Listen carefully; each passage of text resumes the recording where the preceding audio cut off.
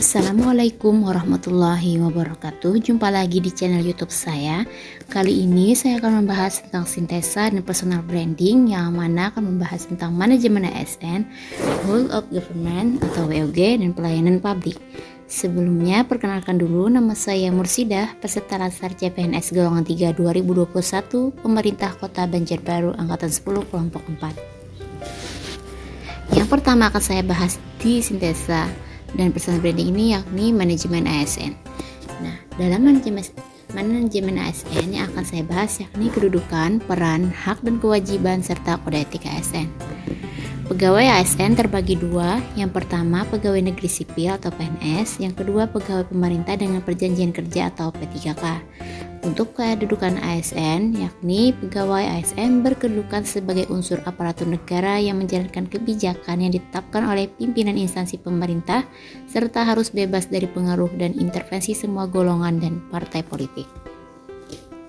Untuk perannya sendiri, yakni sebagai perencana, pelaksana dan pengawas penyelenggaraan tugas umum pemerintahan dan pembangunan nasional melalui pelaksanaan kebijakan dan pelayanan publik yang profesional, bebas dari intervensi politik, serta bersih dari praktik korupsi, kolusi, dan nepotisme.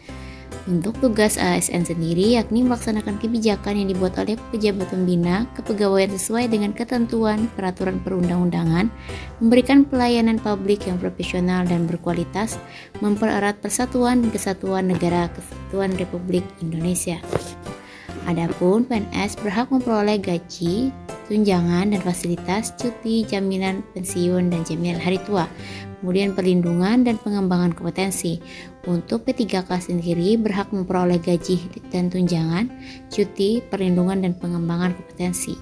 Adapun kewajiban pegawai ASN yakni setia dan taat pada Pancasila, Undang-Undang Dasar 1945, Negara Kesatuan Republik Indonesia dan pemerintah yang sah, menjaga persatuan dan kesatuan bangsa, melaksanakan kebijakan yang dirumuskan pejabat pemerintah yang berwenang, menaati ketentuan peraturan perundang-undangan, melaksanakan tugas kedinasan dengan penuh pengabdian, kejujuran, kesadaran, dan tanggung jawab, menunjukkan integritas dan keteladanan dalam sikap, perilaku, ucapan, dan tindakan pada setiap orang, baik di dalam maupun di luar kedinasan, menyimpan rahasia jabatan dan hanya dapat mengemukakan rahasia jabatan sesuai dengan ketentuan peraturan perundang-undangan, dan bersedia ditempatkan di seluruh wilayah negara kesatuan Republik Indonesia.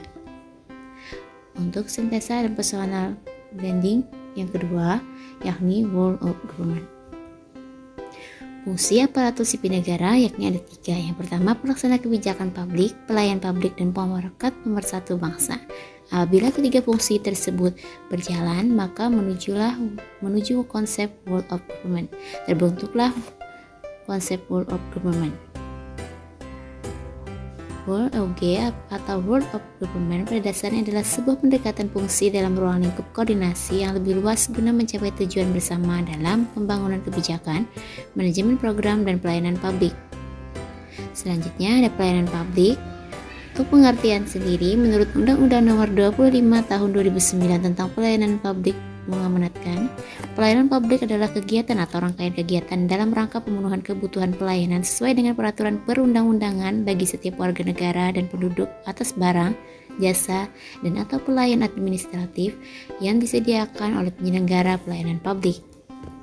Untuk prinsip-prinsip pelayanan prima ada 5. Yang pertama, responsif terhadap pelanggan atau memahami pelanggan.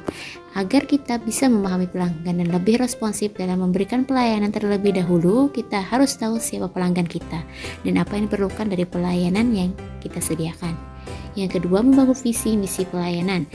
Pembangunan visi misi pelayanan penting untuk memudahkan pelaksanaan pengukuran kinerja. Yang ketiga, menetapkan standar pelayanan dan ukuran kinerja pelayanan sebagai dasar pemberian pelayanan. Yang keempat, pemberian pelatihan dan pengembangan pegawai terkait bagaimana memberikan pelayanan yang baik sebagai dasar pemahaman tugas dan fungsi organisasi. Yang kelima, memberikan apresiasi kepada pegawai, diberikan dalam bentuk reward terhadap pegawai yang telah melaksanakan tugas pelayanan dengan baik. Adapun harapan kepada seluruh kementerian atau lembaga yakni meningkatkan kualitas sumber daya manusia dengan cara peningkatan kapasitas, menegakkan disiplin, peningkatan perilaku melayani, dan penerapan sistem penghargaan dan sanksi. Untuk memperbaiki sistem dan aturan yakni dengan cara penyempurnaan baik itu standar pelayanan, sistem manajemen kinerja. Kemudian ada debirokratisasi, penegakan hukum dan aturan dan deregulasi. Untuk penyediaan sarpras bagi pengguna layanan kebutuhan khusus. Demikian presentasi mengenai sintesa dan persona branding. Salah hilap mohon maaf, semoga bermanfaat. Wassalamualaikum warahmatullahi wabarakatuh.